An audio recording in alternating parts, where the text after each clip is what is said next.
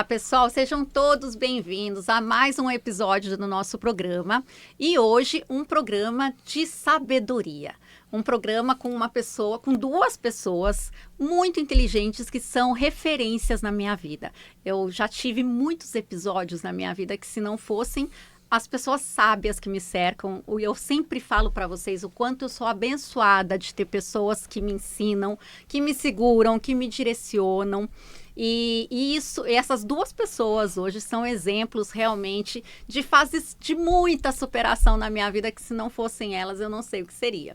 E aí eu queria apresentar para vocês uma pessoa que com certeza todos já conhecem, Marcelo Cotrim. Seja muito bem-vindo, meu amigo. Muito bem-vindo, muito bem-vindo. Você Camila, é uma honra enorme, um presente ter você aqui e com toda a humildade eu só tenho a agradecer. Imagina, eu que agradeço o carinho do convite mesmo, de estar contigo aqui. É bom te rever. Sabe que eu tenho, assim, uma alegria muito grande em poder mostrar para as minhas pessoas, para o mundo, as pessoas que fazem diferença na minha vida.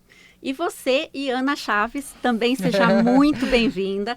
São pessoas que eu conto no meu dia a dia para manter toda a minha energia positiva, para manter a inteligência, que é o tema que a gente vai falar hoje, a inteligência espiritual, a inteligência emocional. Então, vocês são dois pilares na vida de milhares de pessoas, eu sei que não só na minha. E que eu tenho muita honra de poder trazer aqui hoje. Agradeço. Eu agradeço também. Para mim é uma honra estar aqui. Eu vim aprender hoje, porque eu lido, sendo psicanalista e neurocientista, eu lido muito com a inteligência emocional. A gente acaba lendo sobre as outras inteligências, até porque eu sou muito espiritualista e acompanho você, aprendo muito com você e estou aqui para isso. Falei, quando a Camila me disse que você viria, eu peguei 2 livros que eu tinha lá, falei, vou ler todos de novo, porque eu não posso ir rasa. É um cara que fala muito bem, traz essa ideia, né? Porque muita gente confunde, né, inteligência espiritual com religião, Sim. Né? E eu acho muito interessante esse papo que a gente vai ter hoje. Eu tô aqui saltitante para ouvir tudo que tem para ouvir. Acho que o tempo vai ser curto, viu? Não, com certeza, com certeza. Vai ser curto. Vamos lá, amigo. Você tem feito um lindo trabalho e antes a gente só ouvia falar de inteligência emocional lá no começo, né? E a gente sabe que isso é fundamental para todos os setores, para a gente empreender, para a gente trabalhar, para a gente viver, para tudo.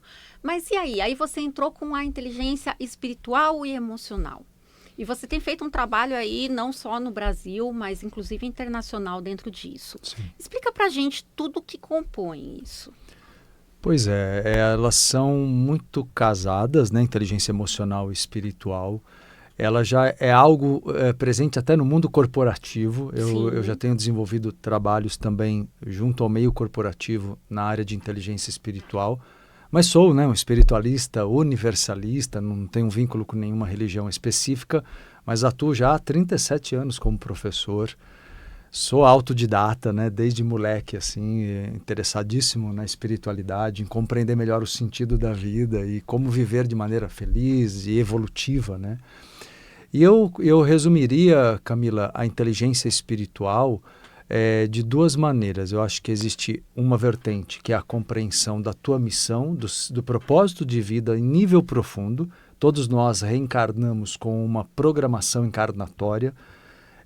Muita gente não tem clareza disso, tem uma intuição sobre isso, mas é preciso uma investigação mais profunda, e essa investigação exige o outro lado, que é o desenvolvimento do parapsiquismo. É o domínio das energias, é o domínio das trocas com ambientes e pessoas. Então, a inteligência espiritual subentende você ter saúde energética, equilíbrio energético, autoproteção, autodefesa. Uma coisa vai dar suporte à outra, né? A mediunidade e a paranormalidade, elas são natas para qualquer ser humano. Então, eu procuro, na minha trajetória, eu digo assim, eu brinco que eu democratizo a espiritualidade, que eu quero que as pessoas entendam que sensitivos somos todos. Não é uma pessoa ou outra, todos somos, só que em perfis diferentes. Porque a nossa mediunidade e paranormalidade, ela segue a nossa personalidade. Muita gente não sabe disso. Por isso que somos diferentes nas faculdades que temos mais domínio ou não. Mas, no geral, eu diria que tentando resumir uma ideia que é muito ampla, mas a inteligência espiritual, eu acho que ela abrange tanto o domínio energético parapsíquico, que traz, por conseguinte, um equilíbrio emocional muito grande, é muito responsável pelo equilíbrio emocional. Se me permite um exemplo só, me adiantando, por exemplo, síndrome do pânico. É uma doença que ela tem uma causa psicológica, sim, que eu resumiria como um medo da independência, da vida, mas 70%, 80% dos sintomas são desequilíbrio da espiritualidade, da mediunidade, e podem ser... isso pode dar um equilíbrio gigante para que se trate a parte psicológica com maior serenidade. Então, casar os dois lados de inteligência, eu acho que é necessário. E qual o caminho, amigo?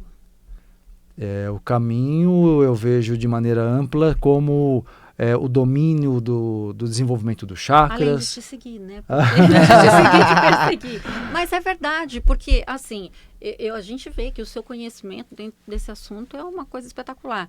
Mas para cada um de nós, assim, leigos mesmo, que estamos aí, que sofremos tudo isso, que cada vez mais na turbulência do dia a dia, nessa correria, no mundo agitado, parecendo que passa cada vez mais rápido, que escorrega na nossa mão. Qual é o caminho para que a gente tenha esse equilíbrio, para que a gente consiga ter essa suavidade e consiga realmente desvendar cada propósito, cada missão, aonde que eu tenho que evoluir? Qual é o caminho?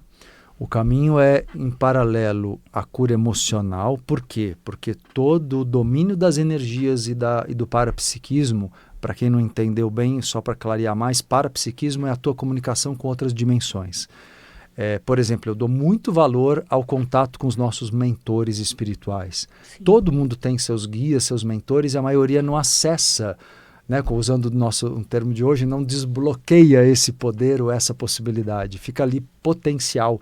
E o amparo está tentando ajudar e a pessoa nem imagina que ela tem seres de luz do lado dela, que são amigos, são pessoas, não é nada seres de luz no sentido que trazem o estímulo à nossa elevação consciencial. Mas para isso ser trabalhado de maneira lúcida, Camila, você tem que ter equilíbrio emocional. Então o caminho, ele passa pela cura emocional e pela prática diária, para ser bem prático. Eu tenho muitas meditações, muitos exercícios bioenergéticos que as pessoas fazem em casa. Então isso gera um domínio da espiritualidade prática no cotidiano, onde você estiver. Então você não fica dependente de um centro, você não depende de um lugar físico. Você aprende a ser um templo, a ser um canal direto com a espiritualidade, com as energias da natureza do plano astral superior.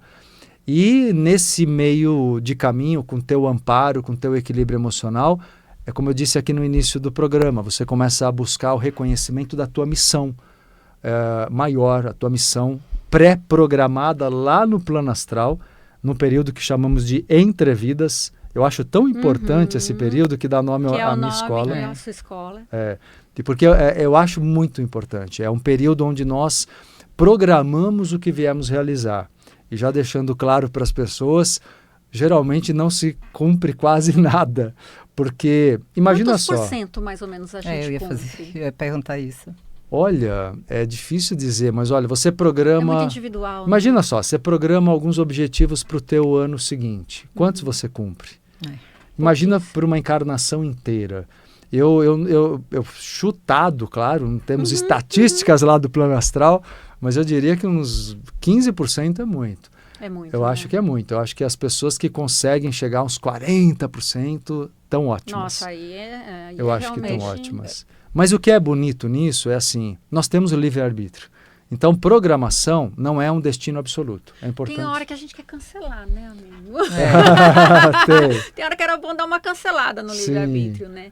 Deixa eu fazer uma pergunta para vocês dois. Vocês acham que as gerações mais novas, a gente está tendo uma faixa de geração que ela está mais distante do plano espiritual?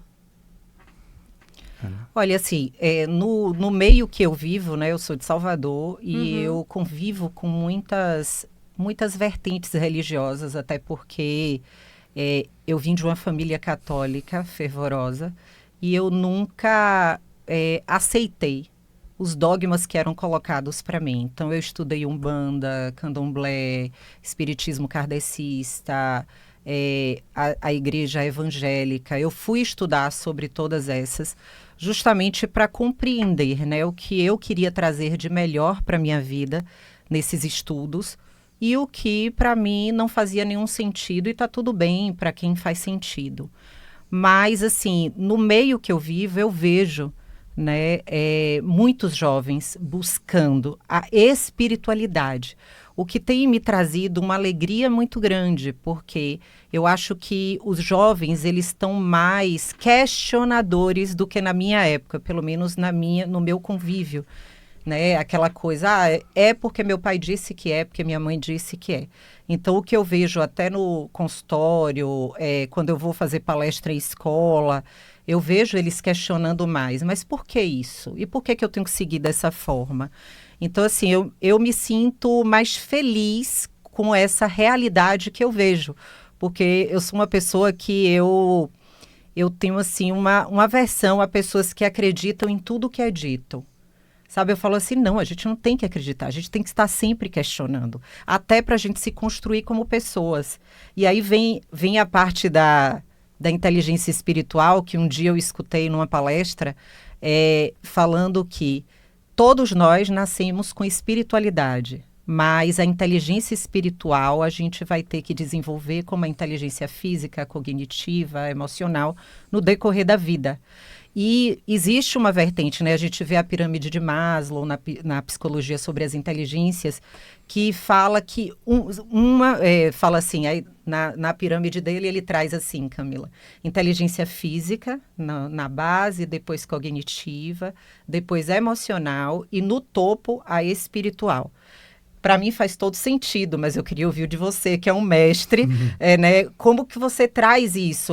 De fato, algo que é visto, assim, dos estudiosos mais profundos da inteligência espiritual, que todas se conectam, são importantes. Porque, assim, nos meus estudos, eu trago uma concordância, porque eu imagino que você não pode ter uma inteligência cognitiva sem ter o seu físico, a sua saúde física, que é o templo da gente, saudável.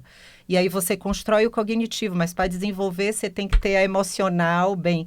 Então eu entendo que é uma junção, mas eu queria ouvir de você, né, sobre isso. Eu estava aqui, meu Deus, vou perguntar para ele sobre isso, que eu quero ouvir dele sobre esse assunto. Não, bacana, Ana. É assim, eu vejo... A pirâmide de Maslow fala sobre as nossas necessidades, né? Isso. Então, colocando de um outro jeito também. Como você bem colocou, desde a necessidade instintiva, a fome, a sede, né? Até você ter o pertencimento familiar, e aí vai, né? Até a espiritualidade. Eu vejo, concordo com você, claro que estamos num mundo que a sobrevivência física orgânica... se você tiver com dor ou com fome, isso vai te desconcentrar para qualquer padrão ou valor mais elevado, né? Mas, ao mesmo tempo, se nós olhamos que nós não somos da Terra, estamos numa experiência, somos espíritos em evolução, numa experiência terrena temporária. Aí você começa a rever um pouco isso, num outro olhar, porque... Se você se aprisionar demasiadamente, por exemplo, à base da pirâmide, como a maior parte da humanidade faz, a maior parte da humanidade cuida da matéria, do dinheiro, do corpo, e é certo, cuida da família, mas não vai muito além disso. Não ultrapassa. Não ultrapassa. Então, eu diria que a maior parte da humanidade vive em repetição encarnatória, no sentido evolutivo. Há uma repetição kármica, não há uma evolução real. Né? E eu venho sentindo, assim, entre alguns contatos, às vezes, que eu tenho, de que, assim, o número de pessoas que falam, que questionam a existência da espiritualidade também está muito assíduo. E que eles ligam diretamente ao resultado de vida, a isso, aquilo, mas não enxergam exatamente como um departamento espiritual, né? Como mais uma faixa da vida, como mais um departamento como qualquer outro. E de igual importância. Sabe o que eu noto, Camila?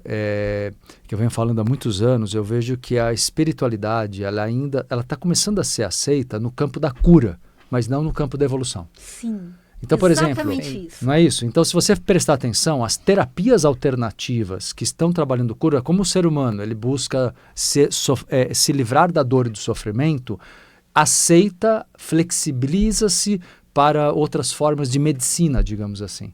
mas ainda tem muita resistência para olhar, ficar independente dos dogmas religiosos, que eu concordo plenamente com a Ana. Não é uma pilastra de solução de um perrengue. Não é. É um departamento que deve ser cuidado tanto quanto qualquer outro. A busca da maioria das pessoas continua sendo preservar o seu mundinho ali, familiar, profissional, e lógico, sobreviver, né? E ter prazer. Quer dizer, na melhor das hipóteses. Raramente você vê as pessoas que têm prazer de nível mais elevado, porque a espiritualidade... Vivendo, né? É o sobrevivendo, não é vivendo. Exato, exato. E o sobreviver deveria ser só o suporte como eu falei, do momento. Sim. Só dando uma reflexão. Só as faixas de baixo, né? Da pirâmide, como ela citou. As faixas de baixo é o sobreviver, mas o viver, ele está acima. Se me permite um exemplo, Camila, claro. Que eu acho um pouco incomum o exemplo que eu vou dar. Não é comum se fazer essa reflexão, mas como espiritualista eu quero jogar isso para todo mundo pensar. As pessoas vivem tanto aqui, preocupadas com seus filhos, sua família, e óbvio, todos nós temos essa atenção e priorização, é compreensível, mas alguns são muito apegados. E às vezes o apego, ele é doentio, ao ponto de uma pessoa viver uma relação familiar ali tóxica, mas ela não para ver que aquela relação, o ciclo dela já terminou para ela, não está tendo crescimento ali. Mas o que eu quero dizer com isso é o quê? Quando a pessoa desencarna, ou no plano astral, onde existem cidades espirituais, lá no período entre vidas, entre uma vida e outra, você não tem elos de sangue. O que você faz com isso? Pensa que lá no plano espiritual, Nossa, isso foi perfeito. Pensa nisso, você não tem...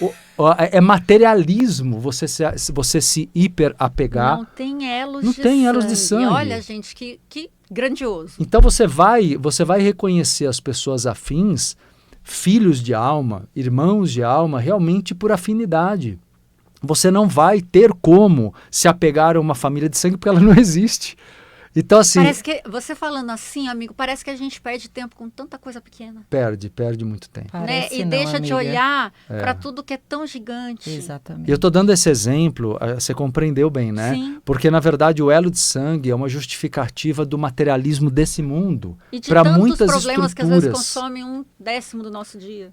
A gente já viveu centenas de encarnações. Então temos... quantos filhos você já teve por vidas e vidas e vidas? E pode ter certeza, quando você reencontrá-los, as almas, em um dia, você vai ter o mesmo amor que você tem pelos seus filhos de hoje. Marcelo, então a coisa quebra o paradigma. Você trouxe algo assim que já a minha mão suou, assim, que você falou Nossa, assim... eu quero uma entrevista de 3 dias, Marcelo. Vamos embora, pode ser. Pode ser. Assim, primeiro essa reflexão aí que me emocionou muito, mas vamos... Você fala da conexão, né, com os nossos guias. Eu acredito muito nisso. Mas, assim, eu vejo muitas pessoas... Eu tive que me reinventar para conseguir me conectar com meus guias. Porque eu vivia totalmente no automático. Eu não conseguia... Eu ia nos lugares, né? Os espiritualistas falavam... Cara, a gente olha para você, espiritualidade pura, e como é que você não está ouvindo o que seus guias estão falando? E eu não conseguia, porque eu estava numa vida de tanto sofrimento, dor, na época entrei em depressão. Aquilo que você falou da síndrome do pânico é muito perfeito, porque eu vivi isso. E uma espiritualista falou para mim, né? Ela falou assim, o que está faltando para você está tratando tudo, mas não está se conectando com o espiritual. E aí eu queria, assim, que você trouxesse, né? Porque, para mim... Eu já escutei, mas quero ouvir de você como, né? É desacelerar, é meditar, é estar mais com a natureza. Assim, foi para uma entrevista do como. O que é isso, entendeu? Como que as pessoas conseguem começar, pelo menos, para poder se conectar? Porque hoje eu vivo isso e é fantástico. Assim, hoje de manhã eu recebi uma proposta de fazer um trabalho e aí eu parei, respirei, falei, eu preciso ouvir. Se eu posso ir ou não, se vai ser bom para mim. Meu coração travou, na hora eu senti minhas mãos geladas, e assim, dentro da minha cabeça eu ouvi, você tem que estar aonde cabe a sua energia. Para mim foi um não, e eu disse não. Seria muito bom para outras vertentes, mas... E assim, as pessoas, elas estão se perdendo disso, né? A gente vê, por exemplo, a história do tsunami, em que os pássaros, os animais, horas antes ouviram e se recolheram, mas os humanos não. Então, a gente está perdendo essa conexão com o planeta, com a natureza, com a espiritualidade. Queria que você trouxesse isso, porque eu quero aprender também com você. Puxa, eu acho que envolve, claro, uma reprogramação mental e emocional. Sim. Tem um lado de estudo e autoestudo profundo, tanto do psicológico, do aspecto psicológico, quanto do aspecto espiritual. E é como eu falei, Ana, as práticas meditativas são importantes para você abrir esses canais que você tem, que todo mundo tem, de contato com as outras dimensões. Até para desmistificar mesmo e ver que os mentores são amigos, né? E uma coisa importante das pessoas entenderem, né? A sua intuição vem muito através... Por que eu falo cura emocional junto sempre? Porque você tem que eliminar a razão excessiva. Por exemplo, o que é uma pessoa que ela diz assim, às vezes chegam alunos meus nos cursos terapêuticos e falam: Marcelo, eu sou muito racional. Eu falo, então você tem um mecanismo de defesa, porque racionalidade excessiva é medo. Ninguém é muito racional. Não tem bebê muito racional. Todo mundo nasce emoção. A razão é importante, mas a razão excessiva não é um traço de personalidade. Você tem um vídeo desse no seu Instagram? Ah, sobre isso? Acho que eu tenho um monte de gente para encaminhar. Acho que eu tenho. Vou procurar, com certeza. Agora, vamos ter. Porque verdade. É perfeito isso aí. Você entende? A gente ouve isso o tempo todo, ouve, né? E as pessoas até se orgulham disso, como se Isso. dissessem, não, eu estou acima da média observando mais, ou sou mais crítico. Na verdade, você tem mais medos, né? E esses medos que geram racionalismo excessivo é o que bloqueia aquela intuição que você falou, que nós, como tanto o lado espiritual quanto o lado bicho, permitiria esse instinto e essa intuição, né, para perceber onde é para se confiar ou onde não se confia em relacionamentos, em experiências diversas da vida. Então, na verdade, eu acho que é uma cura emocional que, de um lado, falando de modo prático, te coloca em estado de presença, eliminando a ilusão do tempo. A gente sabe que tempo não existe mesmo, né? O passado é memória, o futuro A é... gente sabe. Sabe, não sabe? A gente é muita... Como diria, sabe, como Marcelo. diria meu filho nesse momento, a gente é muita gente. A gente é muita gente. Ele falou, com certeza, a gente sabe. Meu filho sempre fala essa frase, mãe, a gente é muita gente. A gente é vamos boa. começar. Mas antes então eu quero olha, falar então eu reafirmo aqui, né? O tempo de fato não existe. Eu queria... Continua naquela frase que você estava falando, o passado... O passado, ele é só memória e o futuro é só imaginação. Então você só tem eu gosto muito de um conceito do hinduísmo que ele diz assim, e ele fala, confirma e afirma isso: o tempo não existe, a única coisa que existe é um único instante eterno. Nós temos o agora. Então, a grande cura de tudo que desviou o ser humano da sua natureza, ainda voltando à tua pergunta, Ana, é justamente o resgate dessa grande verdade da existência. Só existe o agora. Então, felicidade, por exemplo, uma frase extremamente incoerente é quando alguém vira e fala assim: eu tenho uma vida feliz. Eu tenho uma vida feliz, não existe. Felicidade é sentimento. Ou eu sou feliz, eu me sinto feliz, ou eu não me sinto feliz. O que eu tenho não tem nada a ver. Entende? Você pode ter uma família dita linda, um trabalho maravilhoso, ter saúde e não ser feliz. A felicidade, e aí eu gosto de lembrar onde a gente encontra o modelo da felicidade. Na criança de 3, 4 anos. Ai, é lindo. Porque uma criança não tem passado, não tem futuro, não tem nem ideia de que exista esse tipo de conceito fantasioso que o adulto cria, porque ele só serve para a gente organizar nossos calendários, né? Mas, na verdade, ele na natureza não existe. Você tem movimento na natureza. O que é o tempo, segundo a própria física quântica e segundo a espiritualidade? O tempo é o deslocamento no espaço. Eu me desloco. Isso me dá uma sensação de passagem de tempo. Então, na verdade, a questão do livre-arbítrio é como eu vou usar, se a gente não cancelar ele, como que eu uso o meu livre-arbítrio para justamente fazer com que eu me desloque para o lado certo. O que é o lado certo? O lado que vai me fazer feliz e vai me permitir evoluir. Então, na verdade, quando eu voltar, o estado da criança tem que ser resgatado no adulto. Presença, para a gente viver a verdade da vida. Por exemplo, a gente está aqui nesse programa teu, mas esse programa não é um programa só que vai ao ar. Não, ele é a vida que a gente está vivendo agora. Nós não estamos em outro lugar, a vida real é isso aqui. E o nosso tempo está acabando. É, Acabou. então. Ai, gente, não. Gente, Essa literalmente não olha, poderia, Camila. Olha, amigo, que é impressionante, né? Tem pessoas que elas não passam pela nossa vida, elas marcam a nossa vida e cada vez que a gente encontra, essa marca é mais profunda. E olha, amigo, que honra eu tenho de ter te conhecido, eu poder também, te você é chamar uma de querida. amigo. Ter a Bruninha, eu deixo aqui um abraço enorme para a Bruninha, que também é outra pessoa espetacular. E que é sempre um grande ensinamento, uma grande sabedoria estar com você. Só gratidão. Agradeço Ana, o carinho. muito Desculpa aqui ter obrigada. tomado muito tempo. A gente quer que você tome todo o o nosso tempo do mundo. amigo. Redes sociais. @oficial Ana Chaves. Entre Vidas. @Marcelo Cotrim Oficial. E, gente, persigam, vão atrás dessa escola, façam inscrição, acompanhem, liguem para a Bruninha, façam parte desse time de pessoas sábias. Camila Silveira Oficial, muito obrigada e muita gratidão por esse programa de tanto ensinamento. Mas as frutas Obrigada, dele Euri. são todas da natureza, de